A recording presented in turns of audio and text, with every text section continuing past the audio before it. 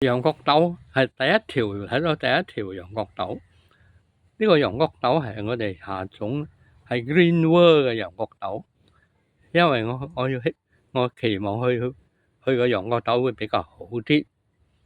呢個係喺8月7號、9月7號，今日差唔多9月，夢中係1個半月咯。睇到第一支嘅羊角豆。